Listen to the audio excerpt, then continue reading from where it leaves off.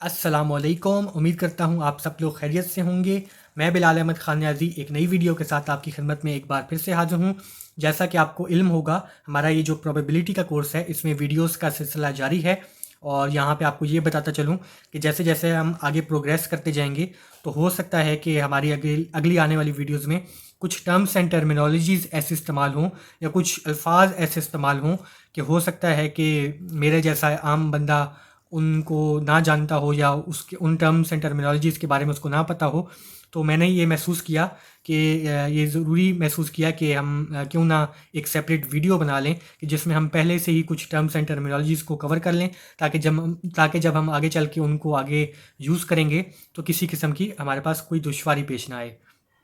तो कुछ terms and terminologies हम अपनी आज की वीडियो में कवर करेंगे और जो बाकी की रह जाएंगी वो हम जैसे जैसे आगे चलते जाएंगे तो फिर जहाँ पे हमें ज़रूरत महसूस हुई तो फिर वहाँ पे हम अपने आगे आने वाली वीडियोस में उनको कवर कर लेंगे। तो अभी अपना वक्त ज़ाया किए बगैर अपनी आज की वीडियो की तरफ चलते हैं। मैं अपनी स्क्रीन शेयर कर देता हूँ। तो आई होप कि आप लोगों को मेरी स्क्रीन विजिबल होगी। सबसे पहले मैं आपको आज का पीडीएफ हैंडआउट दिखा देता हूँ। ये हमारा आज का पीडीएफ हैंडआउट है। अगर आप इस डॉक्यूमेंट को एक्सेस करना चाहते हैं तो इसका लिंक आपको डिस्क्रिप्शन में मिल जाएगा। आज की वीडियो में हम तकरीबन 3 के करीब टॉपिक्स हैं, ये हम डिस्कस करने वाले हैं। अभी जो है अपने सबसे पहले टॉपिक की तरफ चलते हैं, जो कि है रैंडम एक्सपेरिमेंट। तो सबसे पहला टॉपिक हमारे पास क्या है, रैंडम एक्सपेरिमेंट है।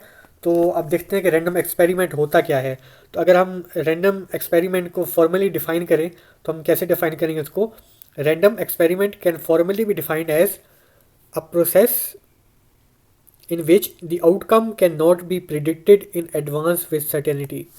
अच्छा, तो रैंडम एक्सपेरिमेंट क्या होता है। रैंडम एक्सपेरिमेंट एक प्रोसेस होता है कि जिसमें आपको जो उस प्रोसेस की आउटकम है वो आप पहले से, या आपको पता नहीं होता उसकी आउटकम क्या होगी, या आप उसको प्रिडिक्ट नहीं कर सकते पहले से, यानी उसके उस प्रोसेस होने के पहले से आप उसको उसकी जो आउटकम है उसको प्रिडिक्ट नहीं कर सकते विद सर्टेनिटी। यानी कि आप श्योरिटी के साथ कोई भी प्रोसेस हो, आप श्योरिटी के साथ उसको, अगर उसकी आउटकम आप प्रिडिक्ट नहीं कर सकते तो उसको हम रैंडम एक्सपेरिमेंट कहते हैं। या यूँ कह लीजिए कि कोई भी ऐसा एक्सपेरिमेंट जिसकी आउटकम आप श्योरिटी या सर्टेनिटी के साथ आप प्रिडिक्ट नहीं कर सकते तो उसको आप रैंडम एक्सपेरिमेंट कहते हैं। ठीक है। अब इसकी आई होप कि ये हो सकता है कि आपको ये अल्फाज की हेरा फेरी समझ ना आ रही हो। तो कुछ एग्जांपल्स मैंने यहाँ पे आपके लिए लिस्ट की हुई हैं। तो जब इनको मैं अभी आपको समझाता हूँ तो आई होप कि बिल्कुल आपको क्लियर हो जाएगा कि रैंडम एक्सपेरिमेंट से हमारी क्या मुराद है। सबसे पहली एग्जांपल जो है वो रैंडम एक्सपेरिमेंट की, वो मैंने जो यहाँ पे लिखी हुई है वो है कॉइन टॉस। यानी कि कॉइन टॉस में क्या होता है कि जब आप कॉइन टॉस कर रहे होते हैं तो आपको नहीं पता होता कि उसकी आउटकम क्या आएगी। यानी कि आपने कॉइन ऊपर फेंका है तो आपको नहीं पता होगा कि आपकी जब आप कॉइन नीचे आएगा तो उसके ऊपर हेड आएगा या टेल आएगा। ठीक है। तो यानी कि आप कॉइन फेंकने से पहले नहीं बता सकते कि आपके कॉइन के ऊपर हेड आएगा या टेल आएगा। तो ऐसे एक्सपेरिमेंट को हम क्या कहेंगे, रैंडम एक्सपेरिमेंट कहेंगे, क्योंकि हम इसकी आउटकम श्योरिटी के साथ नहीं बता सकते कि जो हमारा कॉइन हमने ऊपर फेंका है तो इसकी जो आउटकम होगी वो हेड होगी या टेल होगी। अगेन श्योरिटी के साथ यहाँ पे लफ्ज़ है विद सर्टेनिटी, यानी श्योरिटी के साथ। ऐसा नहीं है कि मैंने अगर फॉर एग्जांपल तुक्का लगाया है और वो तुक्का सही हो गया है तो इसका ये मतलब नहीं है कि मैं बिल्कुल अपना जो मेरा मेरा क्लेम था कि हेड आएगा तो उसके बारे में मैं बिल्कुल श्योर था। सही है। इसमें ये चीज़ है कि आपको बिल्कुल 100% जो है श्योरिटी हो, आपको 100% जो है वो आपकी प्रोबेबिलिटी हो कि जो आप कह रहे हैं वो यानी कि आप अगर 100% प्रिडिक्ट नहीं कर सकते किसी भी एक प्रोसेस की आउटकम को तो उसको हम रैंडम एक्सपेरिमेंट कहेंगे। तो कॉइन टॉस में क्या होता है, आपका हेड भी आ सकता है, आपका टेल भी आ सकता है। आप पहले से प्रिडिक्ट नहीं कर सकते, 100% प्रिडिक्ट नहीं कर सकते, श्योरिटी के साथ प्रिडिक्ट नहीं कर सकते कि हेड आएगा या टेल आएगा। ठीक है। तो आप यानी कि चांसेस बता सकते हैं कि 60% चांस है कि हेड आएगा, या 70% चांस है कि हेड आएगा, या 90% चांस है कि हेड आएगा, और 10% चांस है कि टेल आएगा। ऐसा नहीं हो सकता कि आप ये कहें कि 100% चांस है कि आपका हेड ही आएगा। ठीक है। अगर आप ऐसे कह सकते हैं तो वो चीज़ फिर आपकी रैंडम एक्सपेरिमेंट नहीं होगी। मिसाल के तौर पे अगर आपका कॉइन टॉस कर रहे हैं जिसकी दोनों साइड्स पे हेड है, यानी कि दोनों साइड पे उसकी हेड है, और तो इस कॉइन को आप जब भी ऊपर फेंकेंगे तो इसकी आउटकम क्या होगी, इसकी आउटकम क्या होगी, हमेशा हेड आएगी। इसको मैं लिख के दिखा देता हूँ। तो अगर कॉइन टॉस में आपके पास जो है वो दो आउटकम्स हैं, हेड और टेल है, तो आप प्रिडिक्ट नहीं कर सकते कि हेड आएगा या टेल आएगा। तो अगेन इस तरह की जो एग्जांपल, इस तरह का कॉइन होगा जिसमें हेड भी होगा टेल होगा और इसमें कोई भी आउटकम आ सकती है और आप पहले उसको प्रिडिक्ट नहीं कर सकते श्योरिटी के साथ, तो उसको हम रैंडम एक्सपेरिमेंट कहेंगे, ठीक है। लेकिन अगर आपके पास कोई ऐसा कॉइन है जिसके दोनों साइडों के ऊपर हेड है, यूं कह लीजिए या इसको यूं भी लिख लीजिए, दोनों साइडों के ऊपर अगर आपके पास हेड है तो फिर आप प्रिडिक्ट कर सकते हैं कि इस कॉइन के ऊपर हर दफ़ा क्या आएगा, हेड ही आएगा। तो फिर आप 100% श्योरिटी के साथ प्रिडिक्ट कर सकते हैं कि इस कॉइन के ऊपर हमेशा हेड आएगा। तो फिर ऐसा एक्सपेरिमेंट रैंडम नहीं होगा अगर कॉइन की दोनों साइडों पे हेड है, ठीक है। लेकिन जो जनरली हम कॉइन टॉस करते हैं उस पर यह हेड भी आ सकता है, टेल भी आ सकता है और आप बता नहीं सकते पहले से कि क्या आएगा विद श्योरिटी। तो इस तरह के हम एक्सपेरिमेंट्स को क्या कहते हैं, रैंडम एक्सपेरिमेंट कहते हैं, ठीक है। तो ये हो गई हमारी पहली एग्जाम्पल थी रैंडम एक्सपेरिमेंट की, इसको मैं इरेज कर देता हूँ। दूसरी एग्जांपल हमारे पास क्या है, रोलिंग अ डाइस, यानी कि आप लूडो जब खेल रहे होते हैं, लूडो जब आप खेल रहे होते हैं तो उसमें जब आप डाइस को रोल करते हैं तो उसमें कितनी डिफरेंट आउटकम्स पॉसिबल होती हैं। उसमें हमने देखा है, पिछली वीडियोस में भी देखा है कि आपकी 6 डिफरेंट आउटकम्स पॉसिबल होती हैं। 1 से लेकर 6 तक कोई भी नंबर आ सकता है जब भी आप डाइस को रोल करते हैं। अब उसके ऊपर क्या नंबर आएगा वो आप पहले से प्रिडिक्ट नहीं कर सकते, यानी आप पहले से नहीं बता सकते कि अब जो है इस बारी के ऊपर या जब आपने डाइस रोल किया है तो आपके ऊपर क्या नंबर आएगा। 100% श्योरिटी के साथ आप पहले से नहीं बता सकते। तो जब आप ऐसा कोई सिनेरियो आएगा या रोलिंग अ डाइस में यही होता है ना कि आप पहले से प्रिडिक्ट नहीं कर सकते श्योरिटी के साथ, तो रोलिंग अ डाइस भी आपके पास रैंडम एक्सपेरिमेंट होगा, ठीक है। इसी तरीके से आपके पास क्रिकेट मैच, जो आपका मैच होता है क्रिकेट मैच, उसमें भी आपके पास जो आउटकम होती है क्रिकेट मैच की वो आप पहले से 100% श्योरिटी के साथ प्रिडिक्ट नहीं कर सकते। यानी कि आप ये नहीं कह सकते कि मैं 100% श्योर हूँ कि ये वाली टीम जीतेगी या ये वाली टीम हारेगी, या ये आप 100% श्योरिटी के साथ नहीं कह सकते कि मैच हमेशा से ड्रॉ होगा या टाई होगा। इसमें यानी कि आपका चूँकि आप पहले से आउटकम को प्रिडिक्ट नहीं कर सकते तो ये भी आपका रैंडम एक्सपेरिमेंट होगा। सिमिलरली फुटबॉल का मैच, उसमें आप फुटबॉल के मैच की भी आप आउटकम को 100% श्योरिटी के साथ प्रिडिक्ट नहीं कर सकते, ठीक है। यानी कि आप ये नहीं कह सकते कि ये टीम मैं 100% श्योर हूँ कि यही टीम जीतेगी, ठीक है। इसी तरीके से अगर आपके पास ताश के पत्ते हैं और आपके पास एक डेक है कार्ड्स का, उसमें से अगर आप कोई भी कार्ड निकाल रहे हैं तो उसमें अगर आप देखें तो आप फॉर एग्जांपल आपने कार्ड्स रखे हुए हैं, मैं कोई भी उनमें से कार्ड उठा रहा हूँ, तो आप यानी कि मैं ये प्रिडिक्ट नहीं कर सकता कि जो मैंने कार्ड उठाया है या जो मैं कार्ड उठाऊंगा वो कोई एक पार्टिकुलर कार्ड होगा या एस होगा या 10 का स्पेड्स का 10 होगा, राइट। तो यानी कि कार्ड्स में भी जब आप कोई कार्ड पिक कर रहे होते हैं 52 कार्ड्स में से, तो उसमें आप उसकी आउटकम को आप यानी कि पहले से प्रिडिक्ट नहीं कर सकते। तो ये भी आपके पास रैंडम एक्सपेरिमेंट है। इसी तरीके से वेदर देख लें, तो वेदर भी आप पहले से 100% श्योरिटी के साथ प्रिडिक्ट नहीं कर सकते कि कल का क्या वेदर होगा या परसों का क्या वेदर होगा, ठीक है। उसमें आप चांसेस बता सकते हैं कि 60% चांस है कि आपकी बारिश होगी या 60% चांस है कि आपका मौसम जो है वो सनी वेदर होगा, लेकिन आप 100% श्योरिटी के साथ नहीं बता सकते। इसी तरीके से टेम्परेचर के बारे में भी यही कहा जा सकता है कि आप टेम्परेचर है बाहर का, तो या फॉर एग्जांपल मैंने कल का टेम्परेचर बताना है कि कल क्या टेम्परेचर होगा, तो मैं 100% श्योरिटी के साथ नहीं बता सकता कि कल दोपहर 12 बजे जो है या कल दोपहर 2 बजे ये फिक्स ये टेम्परेचर है, मैं 100% श्योर हूँ कि यही टेम्परेचर होगा। तो ये चीज़ें मैं इसकी आउटकम, ये जितनी भी यहाँ पे मैंने एग्जांपल्स लिस्ट की हुई हैं इनकी मैं आउटकम्स को पहले से प्रिडिक्ट नहीं कर सकता। तो ये सारी चीज़ें किसकी एग्जांपल होगी, रैंडम एक्सपेरिमेंट की होगी। अगर इनमें से किसी चीज़ की भी आउटकम को मैं पहले से प्रिडिक्ट कर सकता हूँ 100% श्योरिटी के साथ, तो फिर वो चीज़ मेरे पास रैंडम एक्सपेरिमेंट नहीं कहलाएगी। तो ये हमारे पास रैंडम एक्सपेरिमेंट की डेफिनेशन थी और इसके कुछ एग्जांपल्स थी। आई होप कि ये चीज़ आपको बिल्कुल क्लियर हो गई होगी। अब अपने सेकंड टॉपिक की तरफ चलते हैं जो कि हमारा है सैम्पल स्पेस। तो अब सैम्पल स्पेस क्या होता है, अगर सैम्पल स्पेस को फॉर्मली डिफाइन करें तो sample space can formally be defined as a collection or a set of all the possible outcomes of a random experiment. यानी कि सैम्पल स्पेस का क्या मतलब है कि सैम्पल स्पेस दरअसल है क्या कि जब आप रैंडम एक्सपेरिमेंट, हमने जो ऊपर देखा है कि रैंडम एक्सपेरिमेंट क्या होता है, तो जब आप रैंडम एक्सपेरिमेंट कंडक्ट कर रहे हैं तो उसमें कुछ आउटकम्स निकलेंगी, ठीक है। तो अगर आप उन आउटकम्स को यानी कि जितने भी आउटकम्स पॉसिबल हैं उनकी एक सेट की फॉर्म में लिख लें या उनको एक कलेक्शन की फॉर्म में लिख लें, तो उसको हम सैम्पल स्पेस कहते हैं। या आसान अल्फाज में यूँ कह लीजिए कि किसी भी एक रैंडम एक्सपेरिमेंट की जितनी भी पॉसिबल आउटकम्स हो सकती हैं उनके सेट या उनके कलेक्शन को हम सैम्पल स्पेस कहते हैं, ठीक है। अच्छा, अब सैम्पल स्पेस हम यूजुअली जो है वो सेट्स की फॉर्म में डिनोट करते हैं, और इसकी अगर मैथमेटिकल रिप्रेजेंटेशन की बात करें तो यूजुअली ये लेटर एस से रिप्रेजेंट करते हैं हम सैम्पल स्पेस को। ये कोई फिक्स नहीं है, लेकिन यूजुअली नॉर्मली ऐसे होता है कि हम सैम्पल स्पेस को लेटर एस से जो है वो रिप्रेजेंट कर रहे होते हैं। तो सैम्पल स्पेस क्या है, जितने भी हमारा रैंडम एक्सपेरिमेंट है उसमें जितने भी पॉसिबल आउटकम्स हैं उनका एक सेट है, और उस सेट को हम यूजुअली एस, लेटर एस से हम डिनोट करते हैं। अब इसके कुछ एग्जांपल्स देख लेते हैं। तो सबसे पहले एग्जांपल हमारे पास कॉइन टॉस की है। हमने ऊपर देखा था कि कॉइन टॉस हमारे पास एक रैंडम एक्सपेरिमेंट है जिसमें हेड भी आ सकता है और टेल भी आ सकता है। तो अब इसी कॉइन टॉस के अगर हम सैम्पल स्पेस यहाँ पे लिखना चाहूँ तो वो मैं कैसे लिखूँगा। तो सैम्पल स्पेस में क्या होता है कि जितने भी पॉसिबल आउटकम्स हैं उनको हम एक सेट की फॉर्म में लिख लेते हैं। अगर आपको सेट का नहीं पता कि सेट क्या होता है तो आपको बिल्कुल घबराने की ज़रूरत नहीं है। सेट दरअसल एक कलेक्शन है, और यानी आप इस तरह की ब्रैकेट्स डाल दें और बीच में जितने भी पॉसिबल कलेक्शंस हैं या जितनी भी आपने एलिमेंट्स हैं उनको लिख दें, तो इसको हम सेट कहते हैं। या आप जितनी भी पॉसिबल आउटकम्स हैं उनको अगर आप ब्रैकेट्स के अंदर लिख देंगे तो उसको हम सेट कहेंगे, ठीक है। तो वेट अ मिनट।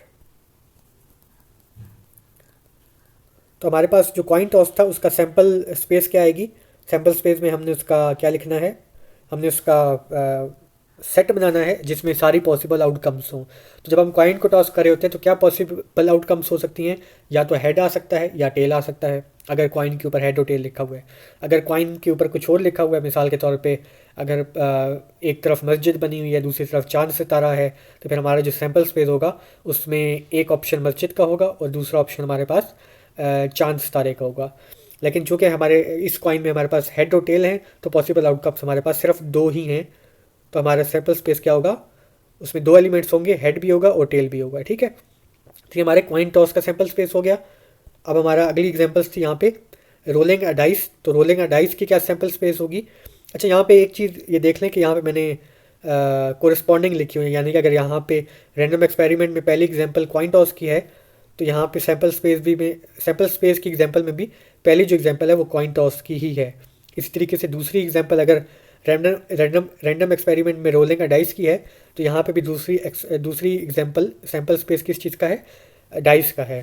तो अगेन हमें पता है कि डाइस में कितने नंबर पॉसिबल हो सकते हैं, 1 से लेके 6 तक जितने भी नंबर्स हैं वो डाइस के ऊपर आ सकते हैं। यानी 1 भी आ सकता है, 2 भी आ सकता है, 3 भी आ सकता है, 4 भी आ सकता है, 5 भी आ सकता है, 6 भी आ सकता है। यही 6 नंबर सिर्फ आ सकते हैं, इनके अलावा कोई नहीं आ सकता।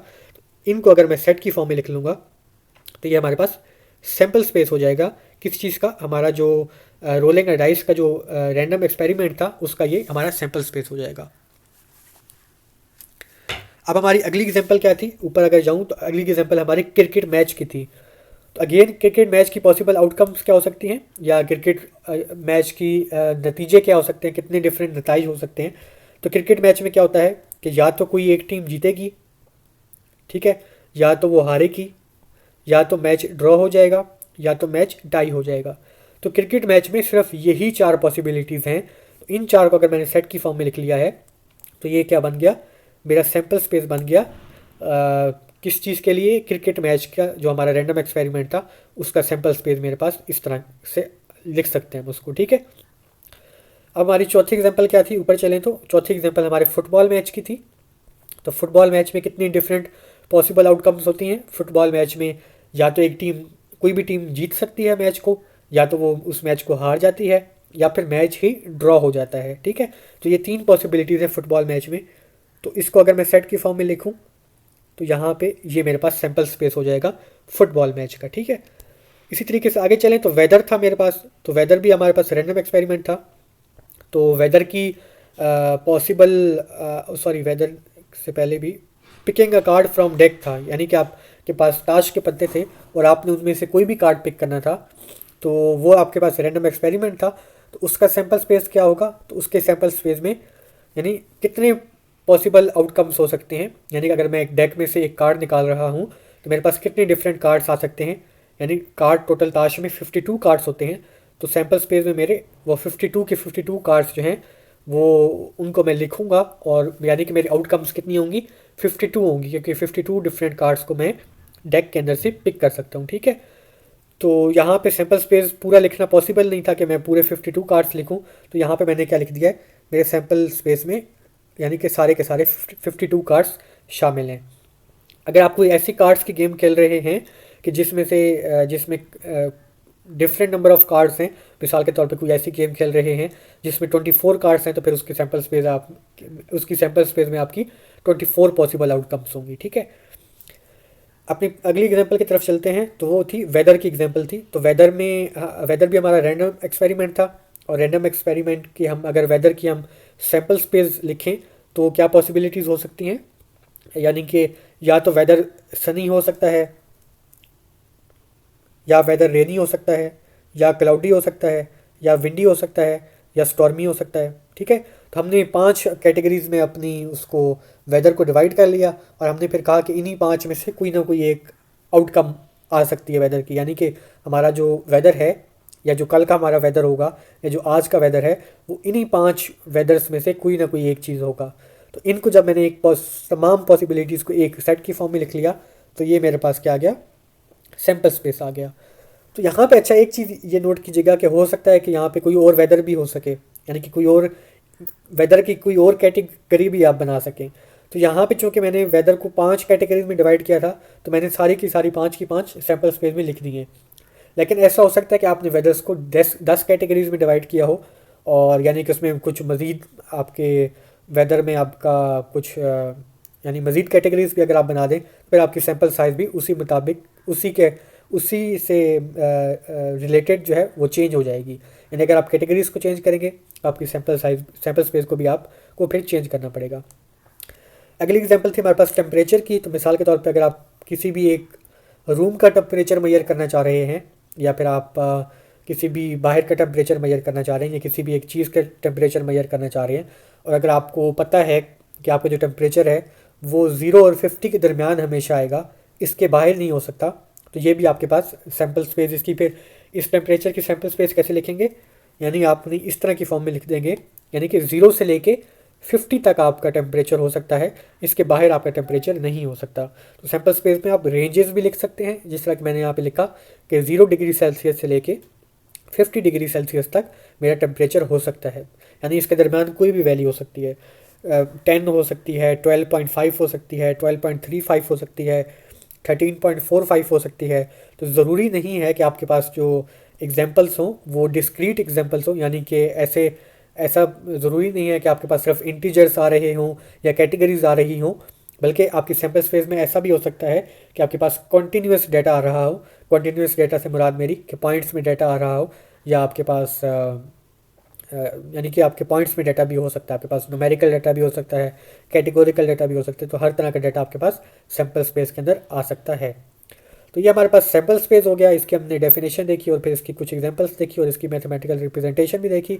अब चलते हैं अपने अगले टॉपिक की तरफ, जो कि है इवेंट है। तो अब इवेंट क्या होता है, तो अगर इवेंट को हम डिफाइन करें फॉर्मली, तो event can formally be defined as a subset of sample space, आगे ब्रैकेट में मैंने लिखा हुआ है कि कैन बी एन एम्प्टी और a complete set as well.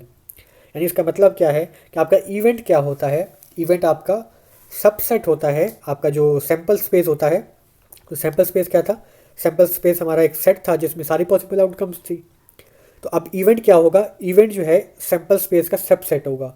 अब सबसेट से क्या मुराद है, सबसेट अगर आपको नहीं पता कि सबसेट क्या होता है, तो सबसेट दरअसल हमें ये कह लें कि सबसेट एक छोटा सा पार्ट होता है, यानी कि एक फॉर एग्जांपल कोई भी आपके पास एक सेट है, कोई भी एक चीज़ है, तो उसके एक छोटे से पार्ट को, या उसके उसी के अंदर से अगर आपने कोई पार्ट निकाला है, तो उसको आप सबसेट कहेंगे। मिसाल के तौर पे मैं आपको ड्रॉ करके दिखा देता हूँ।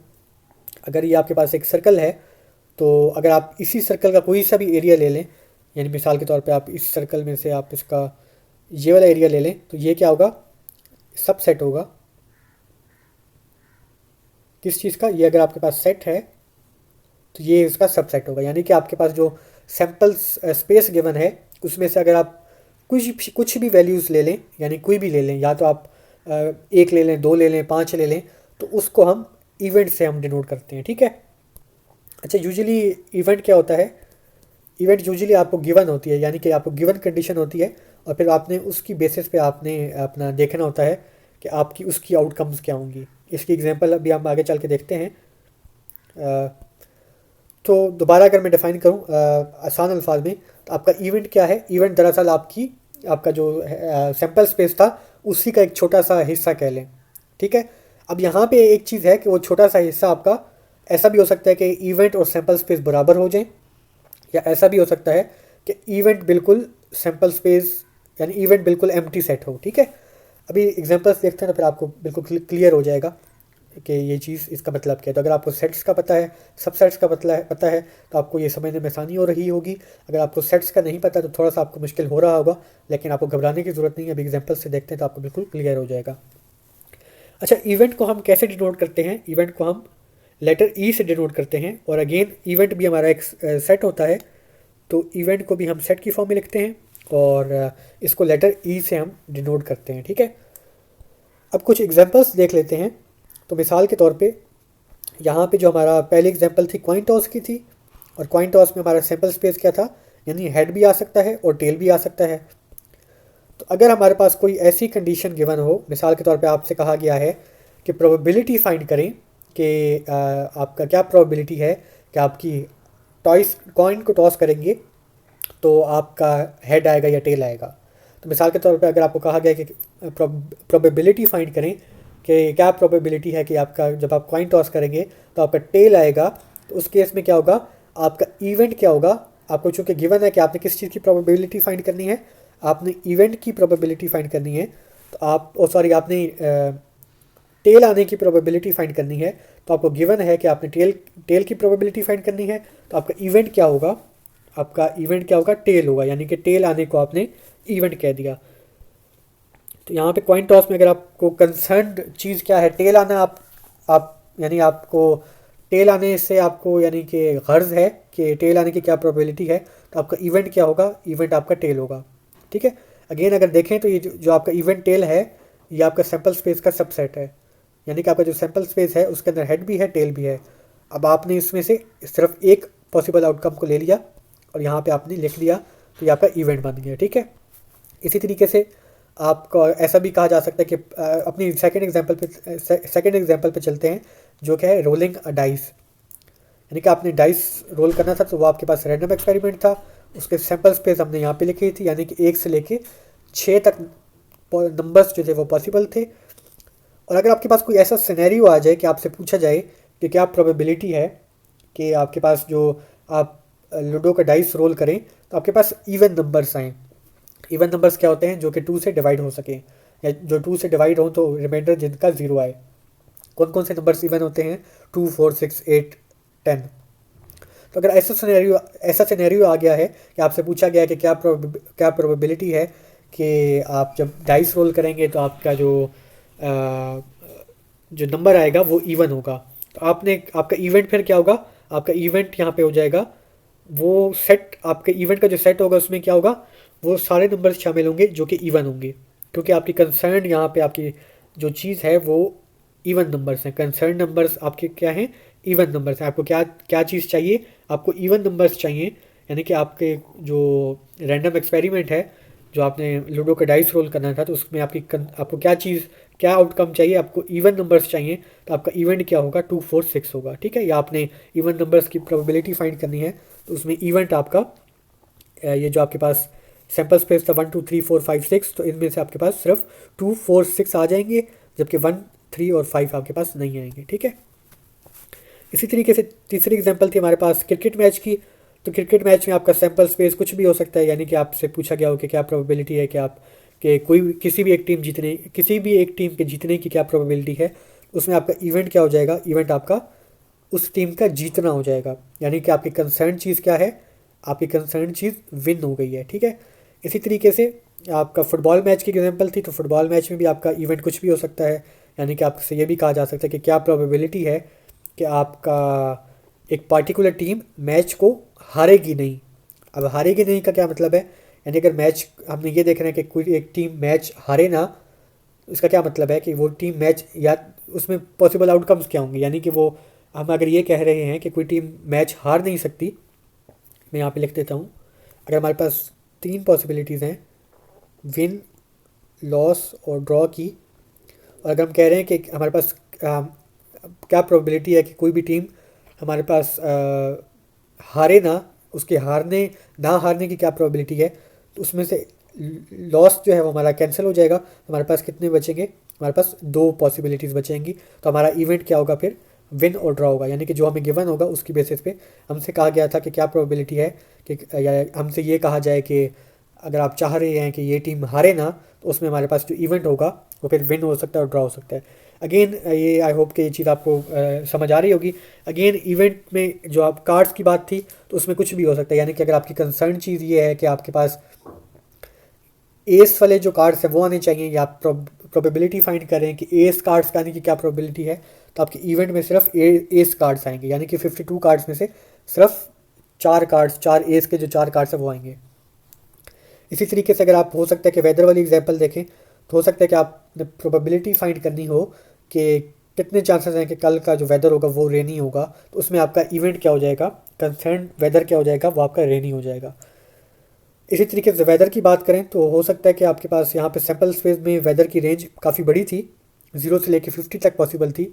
लेकिन हो सकता है कि जो आपने कल का जो वेदर है, सॉरी टेम्परेचर की बात हो रही है, तो कल का जो टेम्परेचर है उसमें अगर आपसे कहा गया है कि आप प्रोबेबिलिटी फाइंड करें कि क्या प्रोबेबिलिटी है कि कल जो है टेम्परेचर वो 29 और 33 के दरमियान रहेगा, तो आपके पास यहाँ पे इवेंट क्या हो जाएगा, इवेंट यहाँ पे आपके पास 29 से लेके 33 डिग्री सेल्सियस तक आपका इवेंट हो जाएगा। अच्छा, यहाँ पे आप देख रहे होंगे कि ये सारे जो सेट्स मैंने यहाँ पे लिखे हैं, ये यानी कि इन्हीं सैम्पल स्पेस से ही हमने इनको निकाला है। यानी कि सैम्पल स्पेस हमारे पास एक बड़ी चीज़ है, उसी के सब पार्ट्स कह लें या उसी का पार्ट कह लें, तो वो हमारा इवेंट है।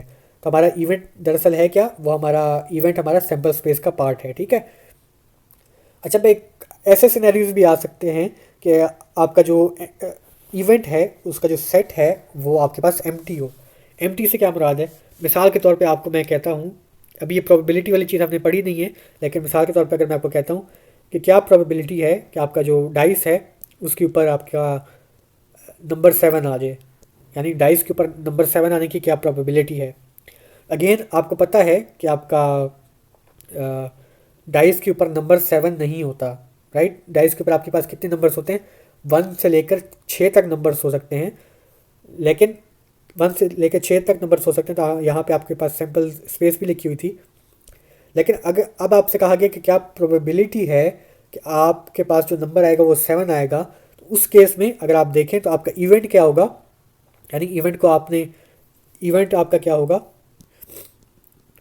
इवेंट आपका होगा कि आपकी क्या प्रोबेबिलिटी है कि आपका नंबर 7 आए। अगर आप वापस जाएं तो यहाँ पे देखें तो आपके सैम्पल स्पेस में नंबर 7 कहीं है ही नहीं। ये अगर आप देखें तो यहाँ पे नंबर 7 तो है ही नहीं। तो यहाँ पे जब नंबर 7 नहीं है और हमने देखा है कि इवेंट को हमारा सबसेट होना चाहिए, यानी इवेंट को हमने सैम्पल स्पेस में से ही निकालना है, तो यहाँ पे हम देख रहे हैं कि इन 6 नंबर्स में तो हमारे पास 7 है ही नहीं। तो फिर हमारे पास यहाँ पे क्या होगा, इवेंट जो होगा हमारे पास वो एम्प्टी सेट आ जाएगा, ठीक है, या नल सेट आ जाएगा, क्योंकि 7 तो हमारे सैम्पल स्पेस में है ही नहीं। तो आपके पास जो आपका इवेंट है वो एम्प्टी सेट भी हो सकता है, ठीक है।